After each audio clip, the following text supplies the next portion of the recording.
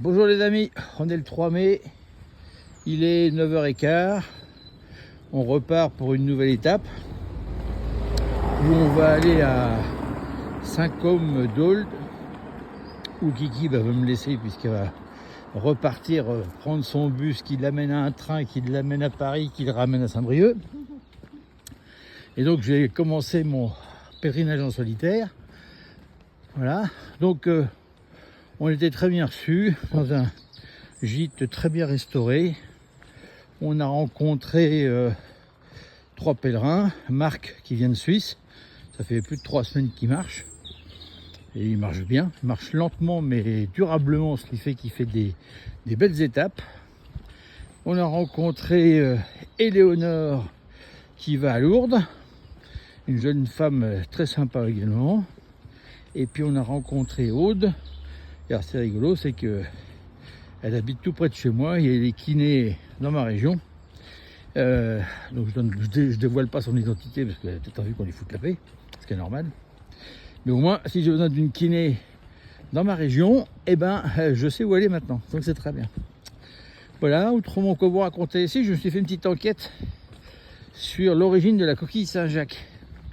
Et en fait, la coquille Saint-Jacques est devenue le symbole des pèlerins parce que quand les compagnons ramenaient en Espagne le corps de Saint-Jacques, ils ont sauvé des eaux à un cavalier qui était recouvert de coquilles Saint-Jacques.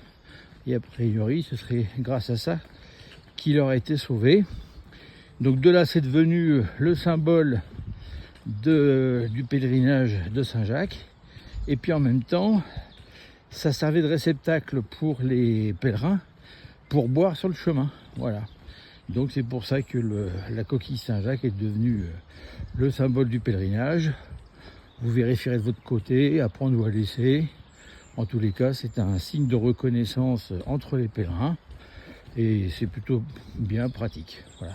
Et normalement, on devrait avoir la coquille que quand on revient de Saint-Jacques-de-Compostelle, non pas comme on y va. Mais bon, finalement, c'est quand même assez commode de l'avoir à l'aller, puisque d'abord, on fait rarement le retour. Et puis, c'est un signe de reconnaissance et qui explique un peu les motivations des gens sur le chemin. Voilà. Donc, je vous raconte ça, histoire de vous dire que on essaie de se documenter. Puis là, vous voyez un type de chemin qui n'a rien à voir avec ceux qu'on a déjà connus. Quelques voitures, un peu de bitume, mais en même temps, il y a toute la campagne qui nous entoure. Surtout qu'aujourd'hui, on aura une très belle météo, sauf a priori ce soir où il risque d'y avoir de l'orage. Voilà, on vous embrasse tous et puis je vous dis à plus tard. Au revoir.